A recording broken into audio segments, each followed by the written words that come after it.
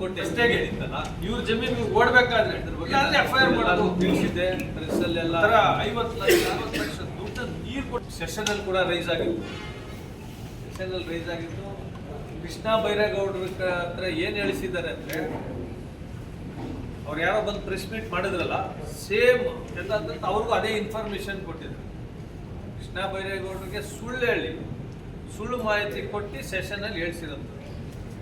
51 ಎಕರೆ ಮಾಡಿದಾಗ ಅವ್ರ ಹೆಸರಲ್ಲಿ ಪಾಣಿನೇ ಇರಲಿಲ್ಲ ಅಂತ ಕೃಷ್ಣ ಬೈರೇಗೌಡರೇ ಹೇಳ್ಬಿಟ್ಟಿದ್ದಾರೆ. ವಕಾಲತ್ ಹಾಕ್ದಂಗೆ ಇವರು ಇಲ್ಲಿನ ಜಿಲ್ಲಾಡಳಿತ ಹೇಳಿಸಿರೋದು.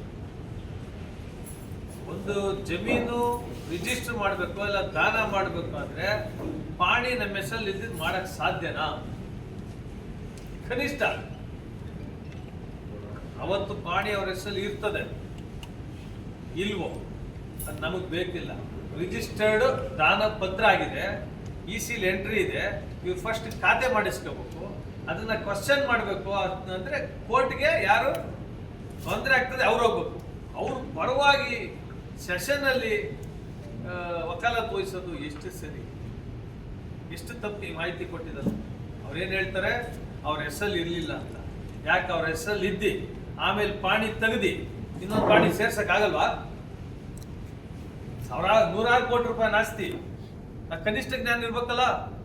ಎಲ್ಲ ಜಿಲ್ಲಾಡಳಿತ ಪ್ರತಿ ಒಬ್ರು ಇನ್ವಾಲ್ವ್ ಆಗಿದ್ದು ಮಾಡ್ತಾ ಇರೋದು. 51 ಎಕರೆ ಶಾಲೆಗೆ ಸೇರ್ಬೇಕಾದ ಜಮೀನ ತಗೊಳ್ರಿ ಅಂತ ಹೇಳಿದ್ರೆ ಇಲ್ಲಿನ BO CDPO ಇನ್ನೂ ಮುಂದೆ ಬರ್ತಾರೆ. ಹಾಗಾಗಿ ಕಾನೂನು ರೀತಿ ಹೋರಾಟ ಮಾಡ್ತೀವಿ, ನಾವು PIL ಹಾಕ್ತೀವಿ, ಆಗ ಡ್ಯಾನ್ಸ್ ಶುರು ಆಗ್ತದೆ. ಎಲ್ಲ ಹೇಳ್ದವರೆಲ್ಲ ಬರ್ಬೇಕಾಗ್ತದೆ. ಪಾಪ ಕೃಷ್ಣ ಬೈರೇಗೌಡರ ಇದರಲ್ಲಿ ಸ್ಕೇಪ್ ಕೋಟ್ ಮಾಡಿದ್ದಾರೆ. ಏನೋ ಒಂದು ರಿಫಾರ್ಮ್ ತರಬೇಕು ಅಂತ ಅವ್ರು ಹೊರಟಿದ್ದಾರೆ. ಅಂಥವ್ರ ಕೈಲಿ ಇಂಥ ಒಂದು ಸುಳ್ಳು ಹೇಳಿಸ್ತಾರೆ ಅಂದ್ರೆ ಅದಕ್ಕೊಂದು ಪ್ರೂಫ್ ಕೊಡ್ತೀನಿ. 51 ಎಕರೆ ಕೊಟ್ಟ ಮೇಲೆ ಏನಾಗಿದೆ ಅಂತ ನೋಡಿ. 51 ಎಕರೆ ಅವರಿಗೆ ದಾನ ಮಾಡಿರ್ತಾರಲ್ಲ, ಆಮೇಲೆ ಇನಾಮ್ ಅಬಾಲಿಷನ್ ಆಕ್ಟ್ ಬರ್ತದೆ. ಎಲ್ಲ ಪ್ರಾಪರ್ಟಿನೂ ಗೌರ್ಮೆಂಟ್ ತಗೊಬಿಡ್ತದೆ. ತಗೊಂಡ ಮೇಲೆ ಮತ್ತೆ ಗ್ರಾಂಟ್ ಮಾಡೋದು, ಮತ್ತೆ ಕೊಡೋದು. ಅಲ್ಲಿ ಹೇಳಿಕೆ ಕೊಡ್ತಾರೆ ಇನಾಮ್ ಅಬಾಲಿಷನ್ DC ಮುಂದೆ. ಇದೇ ಶ್ರೀನಿವಾಸ್ ಅವ್ರು ಹೇಳ್ತಾರೆ, ನೀವೆಲ್ಲ ಗೌರ್ಮೆಂಟ್ ತಗೊಂಡಿದ್ದೀರಾ, ಇದ್ರಲ್ಲಿ 51 ಎಕರೆ ಶಾಲೆಗೆ ಕೊಟ್ಟಿದ್ದೀವಿ ಅಂತ ಅವ್ರು ಹೇಳ್ತಾರೆ. ಹೇಳಿಕೆ ಕೊಟ್ಟ ಮೇಲೂ ಇವ್ರಿಗೆ ನಮ್ಗೆ ಆಗಿದೆ ಅಂತ ಹೇಳ್ತಾರಲ್ಲ, ಅದೇ ಆ ಇನಾಮ್ ಅಬಾಲಿಷನ್ ಆರ್ಡರ್ ಇದೆಲ್ಲ ಅದೇ ಬೋಗಸ್ ಅಂತ ನಾವು ಹೇಳ್ತೀವಿ. ಇನ್ಸರ್ಟ್ ಮಾಡಿರೋದು ಈ ಹೇಳಿಕೆ ಕೊಟ್ಟ ಮೇಲೆ ಗವರ್ನರ್ ಹೆಸರಲ್ಲಿ ಪಾಣಿ ಇದು EC ಬಂದ ಮೇಲೆ ಯಾವುದೇ ಕಾರಣಕ್ಕೂ DC ಅವರು ಮಾಡ್ಲಿಕ್ಕೆ ಬರೋದೇ ಇಲ್ಲ. ಅನುಭವದ ಮೇಲೆ ಹೇಳಿಕೆ ಮೇಲೆ ಆಗೋದು. ಇನ್ನು ಸಾಕಷ್ಟು ನ್ಯೂನತೆಗಳಿದೆ.